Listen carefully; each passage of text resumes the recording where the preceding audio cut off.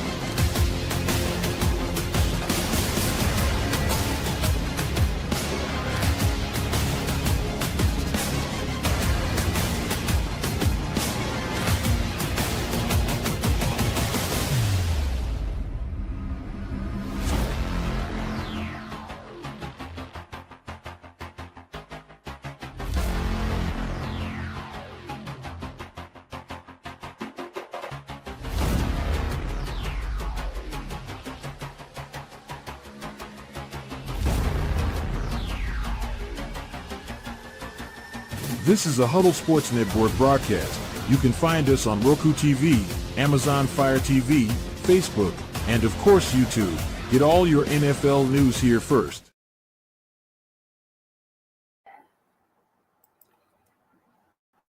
You're watching National Streaming Sports. Over 20 podcasts, 70 shows, and a 3.5-star rating on Roku TV. Breeze ain't number like a week recording. Drew Brees. We are now. You recording the record. Because I want folks to know I'm sick of Kevin. Jay Train is going to be talking about Drew Brees for a very long time. At least I can talk about him, brother. How many quarterbacks you talking about in your organization? You told him great value. Eli Manning's a little bit iffy. Go ahead. That halo is perfect. Eli has two in the halo. Two. That's true. He did get over on Tom Brady. Yeah, he did. No, but the Falcons Brian. are so bad. They got quarterbacks that go out on. He just didn't get over into the Hall of Fame. That's about it. Listen. Marcus Mariota abandoned the whole team. He went out, never came back. They didn't even know they were looking for him, calling his house. He up there cashing checks at the money center at Walmart and not even thinking about the Falcons. Yeah, you see what Sam Darnold and Baker Mayfield did when they left Carolina, right? Yeah, but the point is they left. They were released. Marcus Mariota went AWOL on y'all. How about y'all do Bryce and Simon? Taylor Hines, Desmond Ritter. Then y'all paid Kirk Cobain all that money. Now come on, man. You got Michael Penix Jr. who got 4 injuries. The two best quarterbacks in the Falcons regime is Mike Vick and Matt Ryan. And that's gonna be all too. I think Penix is gonna be that guy. Well, but time's got to tell you.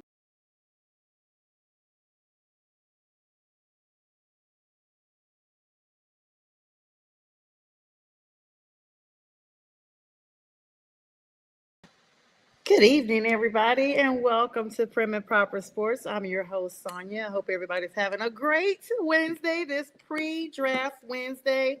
Can y'all believe we are finally done with all the NFL draft talk? And tomorrow, this time, we will be streaming our live stream of round 1. And we will know who has gone in the top 5 picks at least by the time this show airs on tomorrow. I'll be here with Bistrella, Nate, J Train, a whole bunch of guys that are part of the network here. We're doing a live stream of the NFL draft. I hope everybody's doing good tonight. I hope that everybody is staying safe and just enjoying beautiful weather. It's spring. Spring has sprung. All right, guys. So we're supposed to be joined by Jim Biringer. He just texted me and let me know he's running late. So I'm going to do what I do. I'm going to go back into the vault as I do sometimes and wing this thing by myself. Make sure you guys download the Roku app. Stay tuned for all the sports that we have, 24/7 sports without the cost of cable. Shout out to Mac and Linda over there. Make sure you guys always follow us over there. We thank everyone who has rated us so far, who is following us and gives us a 3.4-star rating. Also, shout out to the Huddle Sports Network as well. Those guys over there, thank you for having me on. Now, the draft is starting tomorrow. Matter of fact, it's just around the corner in Green Bay, Wisconsin. The Tennessee Titans have already solidified to the public, hey, we are not going anywhere. We are not moving our number 1 spot. We are not entertaining trades or offers for that spot. We are definitely taking number 1. And so with number 1 means they're definitely going to be drafting a quarterback, because Will Levis is just not the answer there. Now, me personally, I don't think they gave Will Levis an honest chance there. You get rid of King Henry, you get rid of Mike Vrabel, and you expect a freshman quarterback, for all intensive purposes, to still thrive. I don't think they gave him a length of time enough to be able to acclimate to the NFL or to the Titans organization. But that's just my thought. Now, what is the hot top for today is the Broncos. Now, last year, they drafted Bo Nix, and he had a lights-out introduction to the NFL. And without further ado, now he is now in need of accentuating that offensive line. So with the draft being so heavily saturated with running backs and wide receivers, it is predicted that Denver may make a move to go up into the earlier part of the draft so that they can get a running back to accentuate Bo Nix. Now, there are a lot of enthusiasts out there, and this will definitely complement everything that Bo Nix has brought to that organization. So it's going to be interesting to see just what happens tomorrow night when the Broncos are on the clock. The Jets are also the talk of the town as they are entertaining their own draft interests. Now, you guys know they did get rid of Aaron Rodgers. They've had a whole debacle about that. As a matter of fact, he went on the record saying, hey, the Jets could have called me on the phone and told me they were moving on from me. Instead, I took a flight across the country. I'm dealing with my own stuff. I get there and they say, hey, we're moving on from you. Well, guess what, Aaron? Congratulations. Now you know how Robert Saleh felt. And this is the same energy you've been bringing this team the whole year, because he basically gave the Jets his butt to kiss the entire time. All right, guys, I'm joined by my brother here, my savior for the night, Nate the Great, one of my favorites. Nate, hi. Thanks for joining me tonight. Yeah, no problem. I was watching the playoffs, You're so awesome. I was like, yeah, shoot. Yeah. Yes. Jim is somewhere in the Twilight Zone and unaccounted for. I text my brother Nate. I text Bistrella, and we're in a group chat. Nate says, hey, chick, I'm here. I can come on. So he joins me tonight. Nate, how was your day? That's good. It's good. Just worked earlier, and just like I said, watching the playoffs. Just finished eating dinner, so yeah, just chilling out. All right, yeah, definitely. Let's talk about, everybody's talking about the draft. Let's talk about those playoffs. Playoffs in full effect. NBA Game 2 matchups are scheduled for today. The Boston Celtics wanted to build their, I don't know if this game is still going on or not, build on their Game 1 victory. It's in the third quarter. All right, what's the Boston's score up by over the 7. Magic? Boston's up by 7, 84-77. Yeah, I think Boston's going to be kind of hard to stop. I mean, we've seen this story play out before, right, Nate? What are your thoughts on that? Yeah, I mean, Boston's a deep team, very talented. Orlando's giving them a fight. I'll give them that. They're a younger team. They don't have the firepower that Boston does, but they're fighting hard, and they're going to go back home. And I think they at least win one game in the series, and then the Celtics probably close it out pretty quick. Yeah, especially if they get them back at the Garden, it's a wrap. Like Right. It's a wrap for them. Yeah. Yeah. So now, and that's interesting that you say that because Jason Tatum has been battling that wrist injury. We saw him fall the other day. Looks like the blunt, he already was favoring it anyway. And then when he fell, looks like the weight of that fall was on that same Yeah. wrist. Yeah. He had issues with his wrist earlier, right? Yeah, he's out for this game. So probably the reason why the game's kind of close. But yeah, I think they're just being more cautious because, Boston, the real battle is going to be whoever they play in the conference finals, which is probably going to be the Cavs. And, you're going to need a healthy Tatum. Yeah. And so I think that they'll definitely just, play it by ear. They can win without Tatum against these other teams. Especially with the Magic, right? I mean, barring any magic happening. Another they're a lesser competition, but it's still fun to watch. The games are pretty close.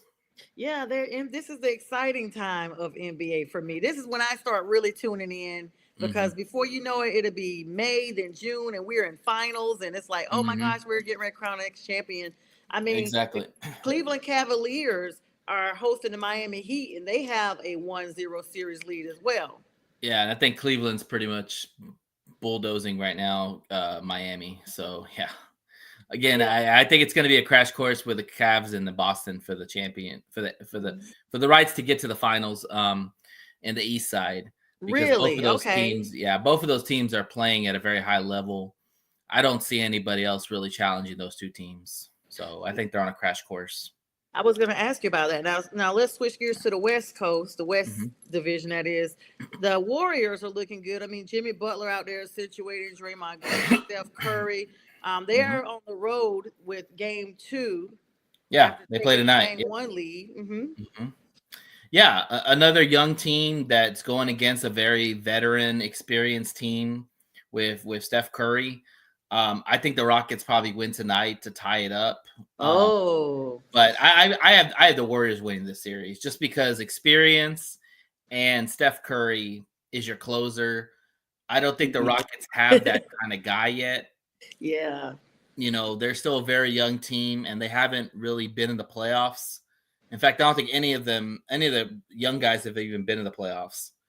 Yeah, that's what I was going to say. They have not gone, and that's a very young team. And sometimes, you do want youth because that gives you your energy, that gives you your stamina in the game. But experience, veteran experiences, I mean, the Warriors. In the playoffs, you don't want too much youth. You want more experience and more vets because they've been there before. And when the games get tight, you want those vets because they're not going to have a deer in headlights situation as a young person would. You know what I'm saying? Yeah, like act like you've been here before type stuff. Now, when we look at all that Timberwolves and the Lakers game, I mean, we've seen LeBron have his fair share of things. Game 1 Western Conference matchup over the weekend. The Timberwolves, of course, took care of business. I mean, they routed the Lakers 117-95, even though Luka Doncic really had a solid performance. Yeah, I mean, the Lakers did play last night too, and they evened the series. But that first game was definitely a blowout for sure on the Timberwolves side. And now they go back to Minnesota, and we'll see. I don't count against LeBron and Luka Doncic on the road, even so, because those guys have been there before. Again, vets, experience, and all that. Though Ann Edwards is going to make it tough, but I have the Lakers. Yeah, I have the Lakers winning in 6. Okay, I was just about to talk to you about that because I was pulling up some of our screenshots that we've shared in the chat, and the first start, Luka showed every reason why Nico Harrison traded him. That's according to Skip Bayless. Do you agree with that? No. Nobody gives Skip any credit anyway. Let's be clear. Well, Skip's a Dallas homer. I mean, listen, I get it. He claimed to be out of shape or maybe not vested. I think the reality is that they didn't want to pay him all that money. He was due north of about $300 something million. Yeah. And he's the type of player that he's not as driven as a LeBron. He's not driven as much as some of these other great players like Steph Curry, you know, some of the greats, he's not wired that way. You know, it's like Joker. Joker's the same way. Joker's a very good player, but he's not driven or wired. They just play their game. And the thing with Dallas is that he doesn't play defense. That's one. You know, and when your best player don't play defense, that's a problem. Right. On top of that, you got to pay him $300 million. And if you got a guy who is still young, but is not as driven as some of these great NBA players, you know, you got to ask for more in the trade. There's no doubt about that. Mm-hmm. But I can see why Dallas kind of moved off from him. They just didn't get enough for him. Like the Lakers basically stole that deal. Yeah, that's what I mean. Talk about a Dollar Tree versus Walmart kind of deal. And what's up, Pink? Pink Fanfare, of course, the lady behind our reels, as we always talk about her.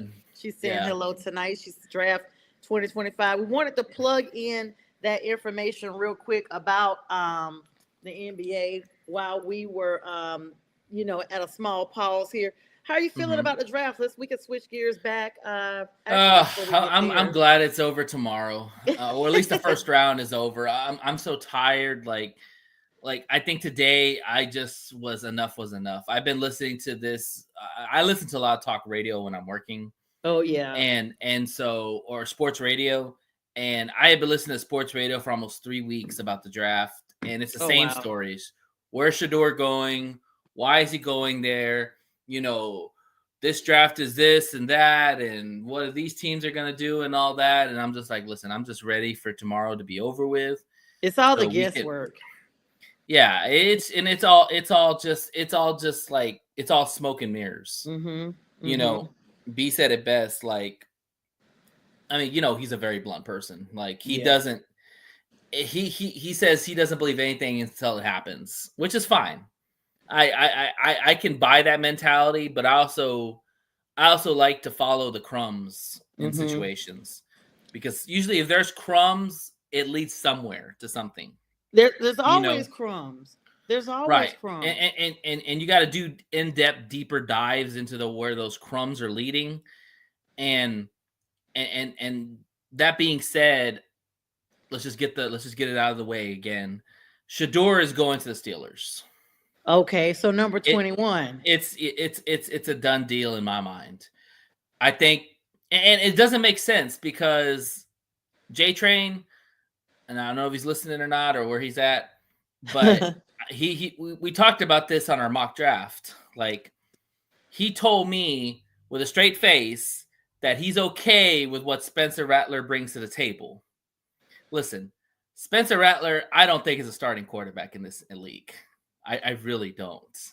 Yes, I know. I'm excited. You guys are Lions and Chargers setting up Hall of Fame game. 25. Definitely. That's crazy. It's not going to even be the August 1st this year. It's moved back to July 31st. Yeah. I was kind of hoping that we would get the first game of the year, because I really want to play the Eagles in their house and take away their championship night. But because we're getting the Hall of Fame game, probably means we're not playing the first game. Yeah. So, anyways, but I just want to say this about the Saints. I just don't understand how you can say you're okay with Spencer Rattler as your starting quarterback going forward, because Carr's gone. We've already acknowledged that he's gone. Saints already came out and said he's got an injury. He's getting his way out of New Orleans. But they're saying he faked that he may have faked that.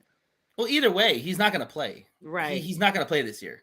And the thing is, and I brought this up in the mock draft too, Kellen Moore is your new head coach. Mm-hmm. And usually when you hire a new head coach, they want their own quarterback. And I promise you, if you put a litmus test to him and asked him, would you rather have Spencer Rattler or Shedeur Sanders, he would say Shedeur Sanders. But because of a fresh new start? Yeah, well, Shedeur is a little bit more talented than Rattler, in my opinion. I mean, I've seen Rattler play. Like I said, I followed him back when he was up at the OU times. Mm-hmm. And here's the thing. He got beat out by Caleb Williams, okay? Like, and I'm not saying Caleb Williams. He came out of USC. Spencer right. Well, he's Rattler. transferred to USC. Yeah, he did in the end. Him and Spencer Rattler were on the same team. Spencer Rattler was Spencer Rattler was Caleb Williams before Caleb Williams came onto the scene. Okay. And then he kind of fell off. Caleb Williams took over the spot, took over the starting job. Rattler transfers over to South Carolina and kind of does his own thing. All I'm saying is that I would love to see him in that black and gold New Orleans Saints, but I think he's going to go to the other black and gold, and that's going to be the Steelers. Wow, that's crazy. They have the same colors, even though they'll say black and yellow. It's still black and gold. Black and yellow, black and gold. It doesn't matter. Because the stats for Spencer last year, he had 1,317 yards, 4 touchdowns, 5 interceptions. Not bad considering it was his introduction, and 70.4 rating. Yeah, like I said, I watched some I watched some Saint games with Spencer Rattler. There wasn't nothing too impressive, in my opinion. I mean, now you can also argue that, they didn't have a lot around him. Okay, that's understandable. But I just didn't see a starting caliber type of player. I just didn't see it. Now I don't know if Shador's going to be that either. But if you're asking me, if I'm a GM, do I bank on Spencer Rattler being my guy and then have to kick the can next year and go find another quarterback because they're going to have to do that if they keep Spencer Rattler? Or if I have a chance to draft Shador Sanders and let Spencer Rattler and Shador battle it out, and I can always trade Spencer later, then I'm going to go ahead and do that. You know what I'm saying? Like, I don't understand how these teams are so crappy are going to pass up on a quarterback potential. Because, dude, you need a quarterback. Like, the NFL is won by quarterbacks. I don't care what anybody says. Yes, defense does win championships, but you don't get anywhere without a decent quarterback, period. He was ripped today, or it came out today. Shador Sanders was absolutely ripped by some anonymous coach, assistant coach. I heard for about his it. Yeah, quote they being said called interview entitled. ever. Yeah.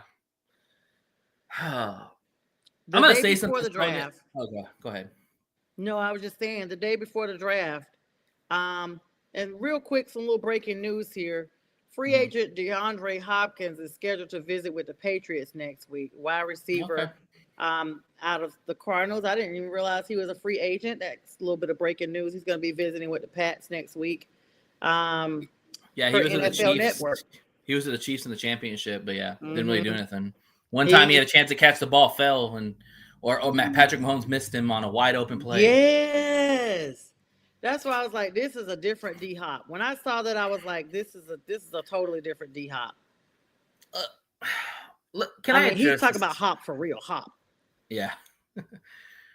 I want to say something about the Shador situation. I've kind of said this. I've kind of said this already. So, people don't want to make this a race thing, but it is a race thing. It is, because I've never seen a black quarterback get ostracized and thrown under the bus so bad in my life that people act like this guy is just the worst person in the face of the earth. And the thing is that part of it's Dion. Okay? That's what I was going to say. It comes from Dion. Yeah, it does. Because Dion's cachet has rubbed off on Shador. Okay? Because if you listen to Shador in his interviews, he talks like his father. But here's the point I'm trying to say. A lot of these people that are coming out with these remarks and these, he's the worst interview I've ever seen in my life, BS crap, whatever it is. I'm willing to bet, Sonia, they're probably white people that are doing these comments. And the thing is that, like I said, they probably do not like Dion. They don't like the flash. They didn't like the chains. They didn't like, hey, this is me coming out. Like looking in college when that one coach called him out for wearing shades. Yes. Dan Lanning called him out for wearing shades. Exactly. Oregon's coach. Right. But there's been, but again, a white guy calling him out because of what he's doing. Who cares what he wears? The you want to wear flashiness. shades? Wear shades. Who cares? Yeah, the flashiness. You know, he didn't say nothing about his gold whistle. You know, right? I forgot about but I mean, that. the thing is that it's just and I know Cam's black too, but Cam is not Shador. Okay, and when I say that, is Cam is more of a low key, quiet dude that probably came from more humbleness because of the fact of where he came from. He started at Washington State. He went to Incarnate Word, and then he went to Miami and balled out. So his trajectory has been a little bit different. Okay, Shador came from HBCU, Jackson State. Okay, and then he came to Colorado with his dad. You know, and the thing is that I don't understand why there's so much hate for this guy. Okay, he's cocky. Well, I kind of want a cocky quarterback. I'd rather have somebody I need to bring down than somebody I have to bring up. That's true. You know? And he's got strong character. Everybody said he's got a strong character. Okay, he can play. I'm not saying he's going to be like Patrick Mahomes or anything like that, but the guy's got skill. He completed over 74% passes in college. 4,000 yards in a Power 5 conference. So, I mean, his numbers aren't bad. And he did it really with nothing around him, which is even more impressive. Yeah. He didn't have anybody. Pink says it's like Cam. I think she's talking about Cam Newton, the hate that he got. I mean, you got to compare. Yeah. And it's just so ironic, like she's saying, you know. So, I think she is talking about Cam Newton because she's saying preach. It's you hate to bring race into it, but you can't help but see it because, I mean, when it's not a black quarterback, it's called, you know, well, they're just that good. They deserve this. They're this. And then or even the stereotypical, like, oh, he's just a good runner. He can't throw. Yeah. Because he's black, he's a good runner. Like, they don't even say he can throw the ball. Oh, he can run the football. Like, that's it. Like, we know he can run the football. That's all we need to know. Like here's the thing, and I've always said this about black quarterbacks and white quarterbacks. So let's start with the white quarterback. With the white quarterback, they're not always blessed, gifted with speed, right? We can all agree on that. They have more arm mechanics. They know how to progress and all that through their passes and all that. And as coaches, they coach them up to go to progressions, throw the ball, throw it accurately. You know, if you can escape, go for it. But your thing is passing. And that's why they go to all those passing academies. That's why they go to all those trainings and all that, because they're working with people on their passing skills, right? Okay. So if you're a black quarterback in high school and you're fast as hell, what do you think your coach is going to tell you to do? Son, I want you to run the ball and outrun everybody. Everybody. You got the legs that God gave you.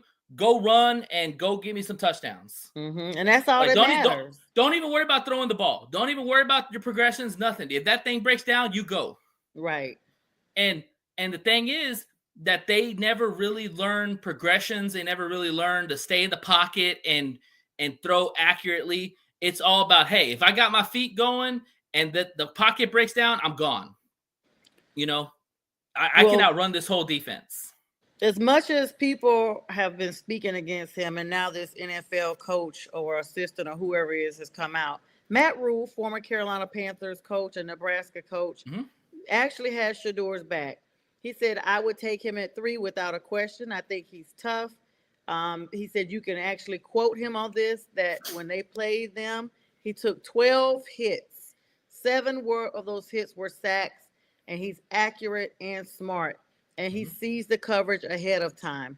He can run if he has to, and he's gone to 2 places that haven't won, and they won. That would be Jackson and Colorado. Yeah. And he said, here's why. Want that. And you want that in the leader. He's the guy who can handle the spotlight in New York. He's the only person that's raised from childhood to know to handle the spotlight because of Deion being his dad. Who are some of the greatest quarterbacks in New York? Broadway Joe and Eli Manning. Shador was trained at the foot of his dad. He's got a completely different demeanor. The spotlight there in New York is so large that he thinks that he'll crush it. And, you know, that's something great to know that an opposing coach, one of your rival coaches in your college time, in your own came conference. out, yes, and had his back to shut the Big Ten, naysayers. But I'm like, Yeah. we've been hearing that his attitude was not good all this time. Why say this, the night before? Like, who cares? Who cares at this point? He's not. Well, that's what I'm saying. The haters out there on Shedeur, whether they don't like him as a person, they don't like his daddy, whatever that is, they all come out right before the draft. It's like politics. Like you really don't hear stories until the election comes near. Right. Because they want to sway those people that are on the fence. Yes. Exactly. And that's all they're trying to do is they're trying to put all this narrative out there right before the draft so it sways some of these other people who are going to be making the decisions. I'll tell you right now, and I've heard this from multiple people that I listen to, New York is split on Shedeur. Mm-hmm. There's part of they say that the owner wants Shedeur. No, I'm sorry. The owner of the GM wants Shedeur, but Dable, the coach, he wants Jackson Dart. And so they're split. Like, so New York is in a win now situation because if not, Dayball won't be there next season. And that even with Shedeur, I don't think they can do a win now. Well, so here's what I think. I think that if they get Shedeur or Jackson Dart, Dable and Schoen or whatever his name is are going to be given one more year because you can't judge a quarterback by first year. You need to kind of give him a full season and then see how his offseason goes. And then year 2, that's usually where the player pops. Now, if they don't draft Shedeur and let's say they go Abdul Carter, okay? And let's say if they don't take Jackson Dart and they take some other lower quarterback, then, yeah, you got a point that, the clock's ticking on them because you went out and got Russell Wilson, who should be able to be decent for you.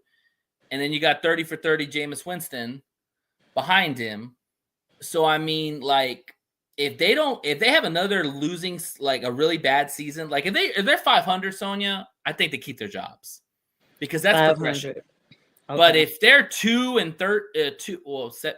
games, so 2-6, 2-15 or something like that, or 3-14, yeah, they're getting fired. There's no doubt. New York will not put up with that fan base. The fan base in New York will not put up with that kind of mediocrity. That's not even mediocrity. That's crap. It's horrible. Yeah. And so, like, I don't know. Like, the Giants are a real wild card, but from what I'm hearing, they're moving past Shedeur. And it's probably going to be Abdul Carter, and then they're going to try to trade up and get their quarterback in the first round. So they'll probably trade with some of these teams at the bottom, maybe us, to try to get up and get Jackson Dart. Which is crazy. That's what I'm hearing. I mean, because they've just taken 2 veteran quarterbacks, and they still got DeVito there. I mean, you're not going to have 4 roster full quarterbacks. You're going to move DeVito to the practice squad or try to trade him while he's got some capital. Let's be honest. DeVito might get cut before the season starts. I'm sorry. It was a good story. It's not going to happen. Yeah, Jameis I don't Winston, even know if it was a good story. I mean, it's kind of a funny story the way he kind of came into the NFL. Winston's deals and stuff. It was crazy. Winston's deal's not that expensive. They could move off of Winston if they wanted to. So, but the thing is that they have their starting quarterback for 2025. It's Russell Wilson. Mm-hmm. Even if Shedeur comes in, Shedeur's going to sit behind Russell Wilson. Unless Russell Wilson just stinks it up, most of the season, and they finally throw in Shedeur or something like that. But okay, go ahead, Nate. Then I'm gonna ask you. No, you're good. Go ahead and ask. So why not like Pittsburgh? They need a quarterback. They got rid of everybody. I know they got picks up there, but my point is, I'm not sold on Pickens. Okay, right. Yeah, and Pickens could get traded. There's a possibility of that, but that's what I'm saying is it's gonna be Pittsburgh. I think the more and more I hear and follow the breadcrumbs, why Aaron Rodgers has not signed with the Steelers, I think he thinks that Shador's going there. Oh. And that's why he's going to stay away from that, because he might not even get to play a whole full season. Yeah. If he stinks it up and the fan base is calling for Shador to play, and here's the thing that people forget too. Deion's a big influencer. Mm-hmm. Okay. You don't tell me that if Aaron Rodgers, sorry, but is stinking it up in Steeler land, you don't think Deion quietly is talking behind the scenes to the owner, say, "Hey, play my boy." Like, they want my guy to play. Like, why are you playing Aaron Rodgers, who obviously can't even play anymore? Like, put Shador in and let's see what he can do. Like, don't get twisted. Like, Deion's a big influencer in the NFL circles.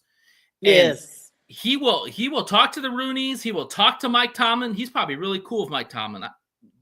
I can imagine that. Yeah. So I think that's why he's staying away from the Steelers, because he knows that Shador is going there.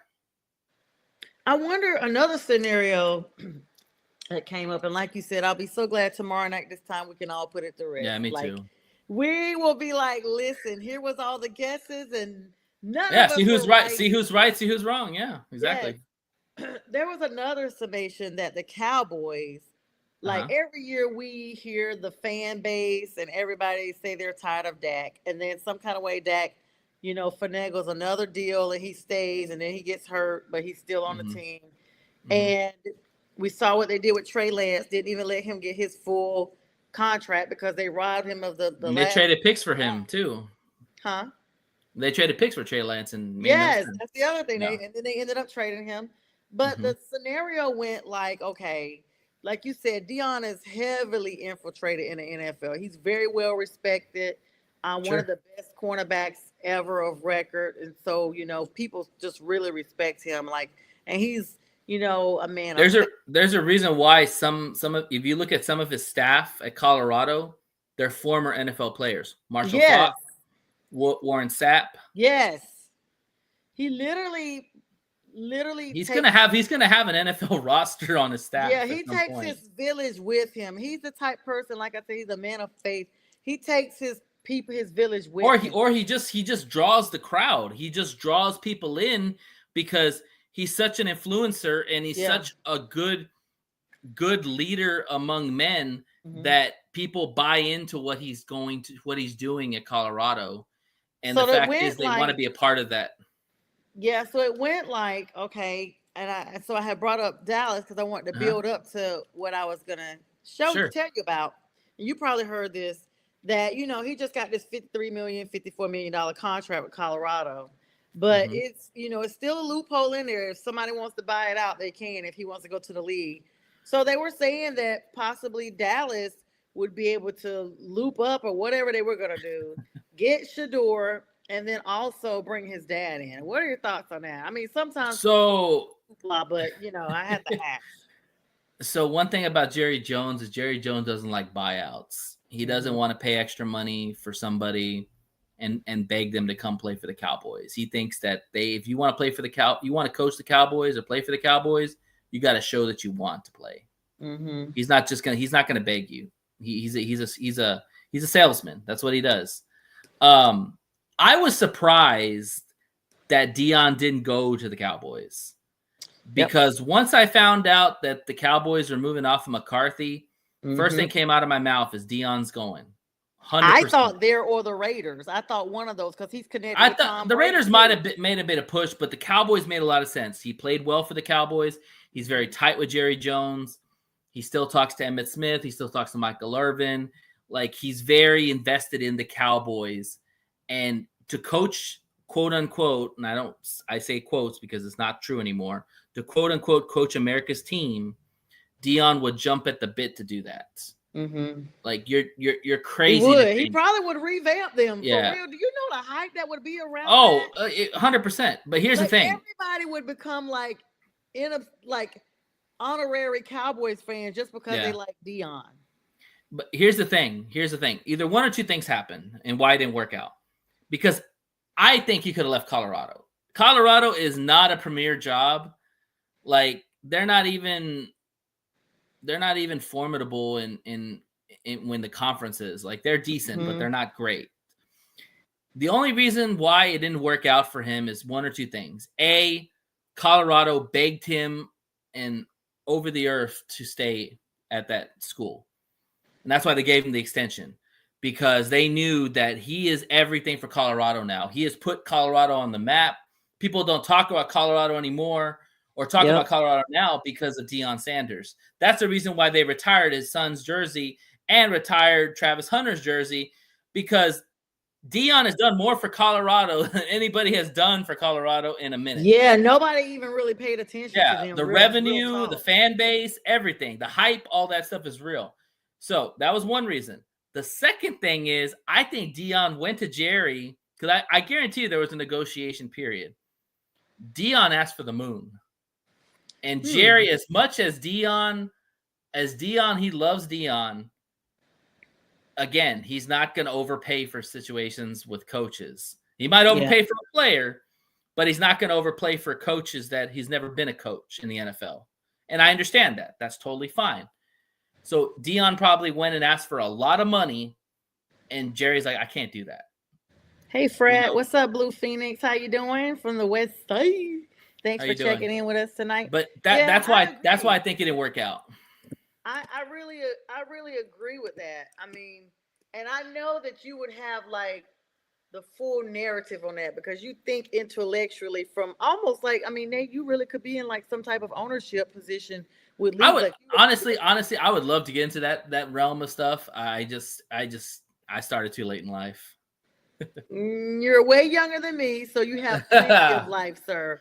Listen, you're talking to somebody that's in law school at my age, so you can. I respect that, but here's the thing, Sonia, and I say this all the time: you have to play the game, and sometimes I don't want to play the game.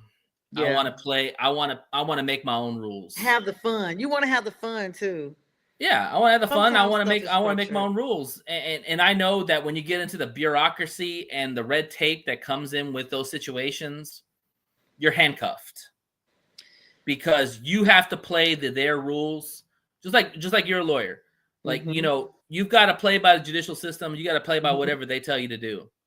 You can go out of bounds, but you're not going to have a job very long. Yeah, it becomes pretty structured. I've actually, I was telling a friend a couple of days ago, I was like, going into law school, because I've wanted to be an attorney literally for over 20 years, and I've worked in that field as a paralegal. But going to law school, just finishing that first year, has shown me so much stuff that makes it be like, man, this is literally so stressful. Like, it's definitely, it's literally a sacrificial career. It's not like you're just doing it for any type of glitz or glamour. It's a career of service, period. You are always helping somebody. Yes, but also too, you're a puppet to the people that hire you, and you're a puppet to the system. Yep. Because you can't go over the system. There's no way of winning that situation. Sometimes it's nothing. You can make your own game and rules, Frat, but it just depends on where you're playing. Because you can play the game. You can play the game on a playground and make your own rules. But if you're playing in a league, you're not making your own rules. And there's another thing you were saying about how me kind of being intellectual and aware. I also do a really good job of reading the room. Mm-hmm. So when you read the room and understand the situation, you're going to make better decisions. Mm-hmm. And like you said right now, you're reading the room. You're seeing what this is all about, and really where you're going to fit in the grand scheme of things when it comes down to, you becoming a lawyer, and how much power and how much push you're going to have. And the reality is you're not, because you're basically representing somebody else, and they're telling you what to do. Like, hey, I'm paying you. You're going to do what I tell you what to do. Like, you might take my advice, but at the end of the day, if they don't like your advice, they're like, hey, I'm paying you to do this for me. Yep. You are the legal mouthpiece for everybody. Yeah. And speaking of legal mouthpiece, we got about 15 minutes left. I do want to talk about some MLB news, So the MLB is trying to make a push for India. That was a shocker for me, Nate. I mean, I know that we're getting a lot India, of the stuff. country? Yeah. Oh, wow. We're getting a lot of stuff for different sports trying to go to different countries and what have you. Meanwhile, you also have the breakdown of TNT, NBA on TNT, which is a heartbreaker. That's going to be big because that's a slogan within itself, the NBA on TNT. Run through some MLB scores real quick. Then we're going to talk about that TNT NBA thing. MLB, the Tigers win the series. Reese Olson pitched a stellar 7 out of 1 and 3 scoreless innings, leading the Detroit Tigers to a 6-0 victory over the Padres. That's a big win for the Tigers. That's your neck of the woods, Nate. Tigers been playing well. The Padres were doing I'm Texas, great. but Tigers been playing well. Yes. Yes. They are now securing the series win for that. Braves take the series. Hey, I'm wearing my Braves shirt today. Go Braves, go Bravos. Eli White's 3-run home run in the 8th inning lifted the Braves to a 4-1 win. Acuna's back too. Cardinals. Huh? Acuna's back too. Yes. That's the big thing. I was getting ready to talk about the next. Of course, Ronald Acuna Jr. is back. We are so excited. Welcome back. Hope he stays injury free and does really good. He's had a really blowout season last year. So hopefully he stays healthy. Guardians debut, Zach Kent made his MLB debut for the Cleveland Guardians, striking out 4 batters in 3 innings against the Yankees. That is huge. Anytime the Yankees lose, that's always a good thing for me. Yes. And the Cubs have some roster moves. The Chicago Cubs signed infielder Nicky Lopez and selected the contract of pitcher Drew Pomeranz, making several corresponding roster moves. For the New York Mets, Brett Beatty hit his first home run of the season for the Mets, and Juan Soto, you guys know him, made a crucial defensive play, throwing out a runner at home. Those are MLB updates that I had to plug in. Did you catch any of those games, Nate? Not really. Honestly, baseball is my 3rd favorite sport. Same. But like right now with basketball, like the draft's tomorrow, but basketball is my full attention right now. I'm a big like NBA is my 2nd favorite sport. Football's number 1, basketball's 2nd, and baseball's 3rd. But I am a Red Sox fan, so I mean, I've been following some of the games. You know, I watch the Tigers play and all that. Yes. But right now, I'm full basketball mode right now. Yeah, before I got into podcasting, I was NBA, college basketball, like NCAA dude. These are some of the best playoffs. Like they were talking about this on the radio. This is one of the highest rated playoff seasons in 25 years. Yes, and let me just plug in right now. Cooper Flagg has declared for the NBA draft. I don't know how I didn't get a chance to tell you guys about that early on. He is joining his friend who's already been in Knuckle. I never pronounce his name. Nepal. He already had declared. Yeah, Knuckle. And so now they both are in the draft. Those fans who raised $71,000 to try to get Cooper to come back. It was nothing. Cooper is going to enter the draft as the youngest draft in NBA history. I don't like it, Sonia. 18 years old. He will not be 19 until December. So he's got the whole year to be 18, Nate. Yeah. Listen, I understand, and congratulations on a great career at Duke. I would like to have seen him play a little bit more. But, you know, money does talk, and I understand it. The thing is, I'm worried that he's going to fall more likely into a really bad team. And if that team is not good, he's going to get a lot of blame. Doesn't matter how good he's playing. Yeah. Because the argument's going to be like, why aren't you making these players better? Like, you're supposed to be the great white hope and all this stuff I've been hearing. Like, you got to make these players better. And if he's not, and he struggles himself, Sonia, here comes the bus labels. Yep. And, you should have stayed in college. You know, like, this is what I'm talking about. Like, 18-year-olds are not made to play in the NBA. It's a grown man's league. And I hate that the NBA hasn't changed this rule, because they should at least stay in college for at least 2 years. At least 2 years. I thought so. We don't need more 18-year-olds in the NBA. Yes. That's what I feel like, because how can you not, like, I don't know. I always look at just the maturation of people in general. And the cerebral cortex of the brain doesn't fully form until age 28. So you are literally you're still little, you're a teenager. You literally are a freaking teenager You for can't this even year and drink. next year. You can't even drink. You can't vote. No, can you vote? Yeah, you can vote You now. can vote. You just can't drink. Yeah, You just got your driver's license like 2 years ago. You're a novice. But one person that is a bust, Nate, and I have to bring this person in. They did not go into the league at this age, but Zion Williamson out of Duke. I mean, once again, another injury. It's not conditioned. He's only 24. He went to Duke. He's been in the league actually since 2019 and got All-American and National Player of the Year. I think that's the year he went in there. Let's see. 2019. So that makes him. He was right around 20. Yeah, he was about 20. But here's the thing. You just proved my point with Zion Williamson. Zion Williamson was one of the best touted players coming out of college. I mean, college. And everybody thought this guy was going to be big time. He's going to be a star and all that. And the reality is two things. A, injuries. He couldn't get past the injuries. But also, two, he went to a bad franchise that didn't know how to build around him, and he did not make his players better. Mm-hmm. And now you look at it, 4 years, 5 years into it, we're talking about him possibly being traded from the Pelicans because they have a new GM and a new president now. He's claiming Joe Dumars is claiming he don't have a mandate to do it though. He can do it. Right. Trust me. And I think the Pelicans are pushing really hard for it because 5 years, he's up for an extension at some point. We're not going to pay him that money because we can't rely on him to stay healthy. They're going to kick rocks and they're going to try to trade him.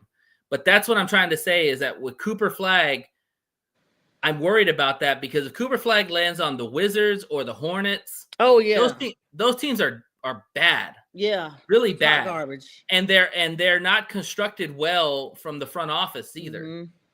So Cooper's gonna have so much pressure to have to deliver every night.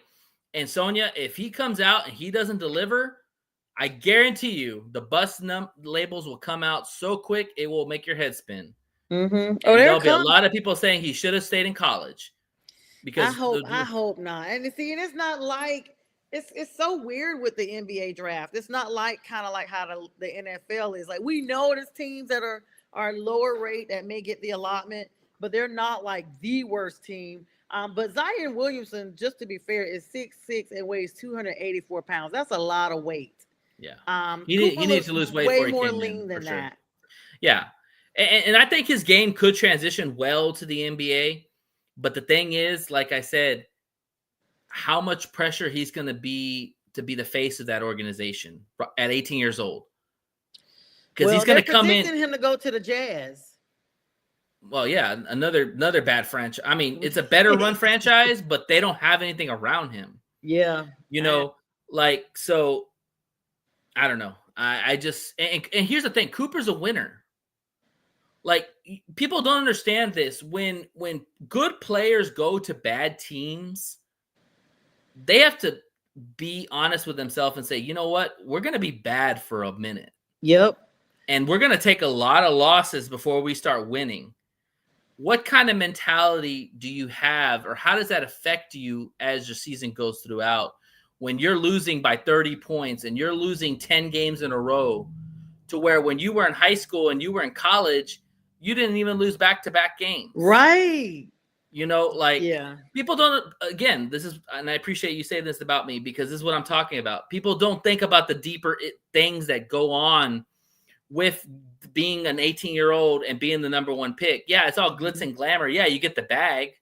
But like I said, and I've said this 20 million times, how many get extensions? Mm-hmm. Because anybody can get a bag. It's the extensions that make you a better player. Because if they're going to buy in more money after they've already gave you money, that tells you they believe in you. Mm-hmm. And that's the reason why Zion's probably going to get traded, because they're not going to pay Zion what he wants and what he's probably due because of his injury process and the fact that he hasn't really made his teammates better. So they're going to be like, dude, we got to send you somewhere else and try to get something out of it. The healthy part of Cooper Flagg is 6'9", so he's 3 inches taller than Zion.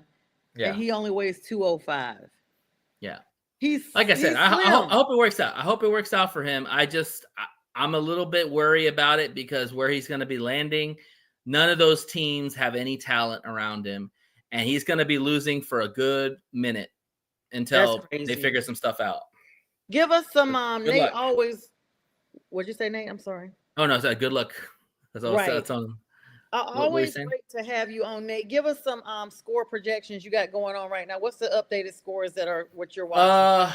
Golden State, Houston just tipped off. It's 13-7, Houston. So, all right. What was the finale on those other games? So Cleveland's up 113-108 on Miami. So I'm gonna say they probably win that game, and the Celtics won. Celtics won. All right, Nate, tell our audience how to find you on the socials. We know you are the host of the One ASS Cheek 3 Toes. Yeah. I'll just say butt. So One Butt Cheek and 3 Toes. That is our show. We air on Sunday at 4 p.m. Eastern time. Pretty much just talk all Lions. We got a Jay's cooking session where he's going to provide videos and insight on some of our players. And then also too, we're opening it up to guests or have a forum where we can like talk shop, because right now in the off season, there's not a lot of big news going on, even though the Lions did have some news today. But yeah, just talk shop and yeah, you can find us on YouTube, One Butt Cheeks and 3 Toes. And we're going to be collaborating with y'all tomorrow for the draft watch party. Super excited for that. Very excited.